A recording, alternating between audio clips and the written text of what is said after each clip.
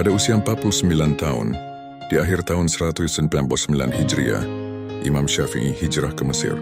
Di antara alasan beliau hijrah ke Mesir adalah kondisi politik di Baghdad dan menyebarnya fitnah kholqil Quran oleh Mu'tazilah yang didukung kekuatan politik saat itu. Ketika para ulama mulai mendapat perlakuan buruk, maka Imam Syafi'i menghindar dan tidak mau terlibat dalam urusan politik tersebut dengan pergi ke Mesir. Hal lain yang juga mendorong Syafi'i untuk ke Mesir adalah keinginan untuk mencari murid-murid utama yang bisa menyerap, menyebarkan dan mengembangkan apa yang beliau fahami. Di Baghdad tentu beliau sudah memiliki beberapa murid utama, sebagaimana disampaikan sebelumnya. Namun kondisi politik di Baghdad sepertinya sudah diantisipasi oleh Syafi'i sebagai hal yang perlu dihindari.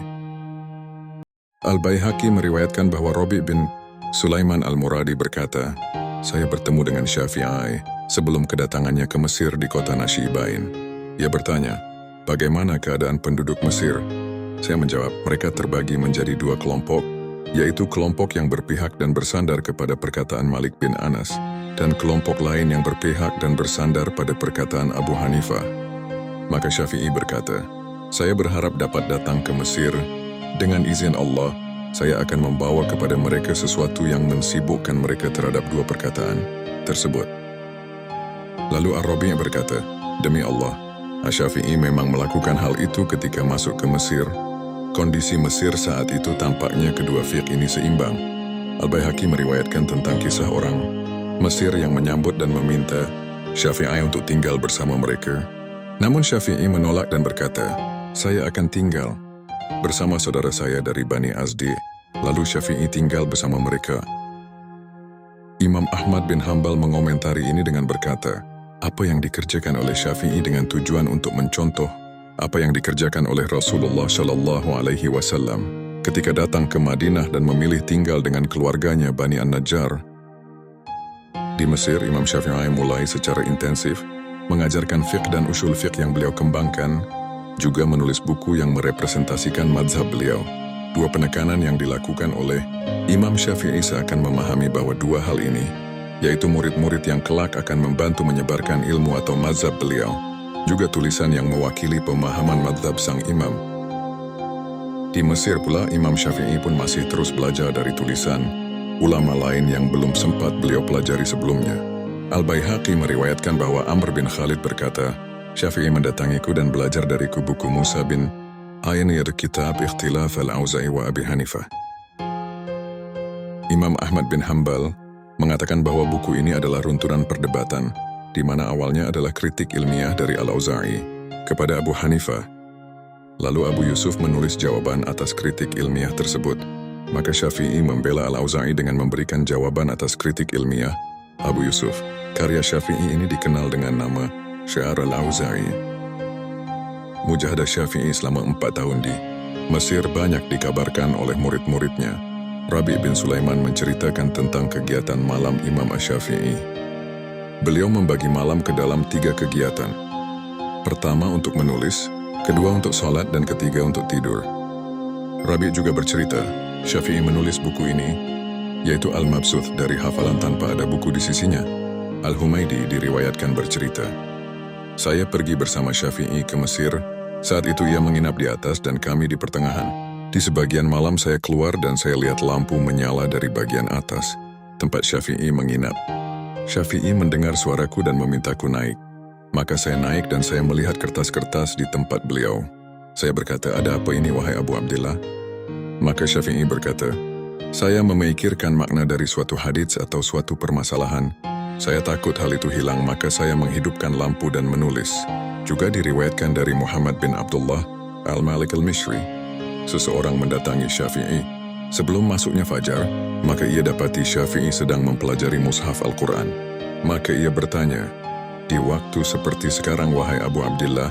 Maka Syafi'i berkata, saya dalam keadaan seperti ini sejak selesai sholat Isya. Saya sedang mempelajari Ahkamul Quran, hukum-hukum dari Al-Quran. Tentang buku ini, Ahkamul Quran, Rabi' bercerita, ketika Syafi'i hendak menulis Ahkamul Quran, ia membaca Al-Quran 100 kali. Al-Muzani bercerita, ketika masuk bulan Ramadan, Syafi'i menghidupkan malam dengan sholat. Dan apabila ia membaca ayat yang dapat ditulis dalam bab-bab fiqih, maka beliau segera menyelesaikan solatnya, lalu menyalakan lampu dan menuliskan apa yang ia fikirkan tentang ayat tersebut. Lalu ia matikan lampu dan kembali melanjutkan solatnya. Dan hal ini terjadi berulang-ulang. Dalam proses perkembangan ilmiah beliau di Mesir, Imam Syafi'i merubah beberapa pemahamannya sehingga mulai terbentuklah mazhab jadid atau baru dari Imam Syafi'i. Namun, pada dasarnya sebagian besar pemahaman beliau yang dikembangkan di Baghdad tidak berubah kecuali beberapa hal saja. Salah satu yang beliau lakukan adalah melakukan modifikasi terhadap buku Ar-Risalahnya, dan buku ini tetap menjadi salah satu rujukan utama dari mazhab Syafi'i. Al-Baihaqi juga meriwayatkan perkataan Imam Ahmad ketika ditanya manakah tulisan Asy-Syafi'i yang lebih beliau senangi. Apakah yang ditulis di Baghdad atau di Mesir? Ahmad bin Hambal menjawab, kalian harus mengambil tulisan Syafi'i di Mesir. Syafi'i menulis bukunya di Irak, namun belum sempurna. Lalu ia ke Mesir dan menyempurnakan buku-buku tersebut. Diriwayatkan bahwa Rabi' bin Sulaiman Al-Muradi berkata, Syafi'i tinggal di Mesir. Selama 4 tahun, beliau membacakan 1.500 halaman, menghasilkan kitab Al-Um sebanyak 1.000 lembar, kitab As-Sunan dan karya lain selama 4 tahun itu, padahal beliau dalam keadaan sakit yang parah. Al-Baihaqi meriwayatkan bahwa Rabi' Al-Muradi berkata, telah datang utusan Khalifah Al-Ma'mun kepada Syafi'i di Mesir, memintanya untuk menjadi hakim khalifah. Maka Syafi'i berkata, ya Allah, seandainya hal ini baik bagi saya, untuk agama dan dunia, serta penghujung keadaanku, maka biarlah itu terjadi. Namun bila hal itu tidak baik bagiku, maka panggillah saya kepadamu. Lalu Syafi'i wafat 3 hari setelah menerima permintaan itu, dan utusan khalifah masih berada di depan pintu. Posisi Syafi'i yang dihormati oleh khalifah dimulai sejak Syafi'i berhasil meyakinkan Ar-Rasyid bahwa ia tidak terlibatan dengan Syiah Alawiyah. Hal ini tampaknya berlanjut kepada Khalifah Al-Ma'mun.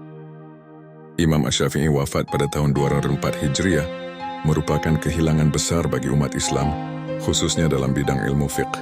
Beliau adalah sosok yang tidak hanya dikenal sebagai seorang ulama besar, tetapi juga sebagai pribadi yang sangat mengedepankan akhlak, kebenaran dan keadilan. Pemikiran dan karya-karyanya yang mendalam telah meletakkan dasar bagi mazhab Asy-Syafi'i yang hingga kini menjadi rujukan utama dalam kehidupan keagamaan umat Islam di seluruh dunia. Kehilangan beliau meninggalkan kekosongan yang besar, namun warisan ilmunya tetap hidup dan terus memberikan cahaya bagi generasi setelahnya. Semoga Allah Subhanahu wa Ta'ala menerima amal ibadah dan perjuangan beliau, serta menjadikan ilmu yang beliau ajarkan sebagai berkah bagi umat Islam sepanjang zaman.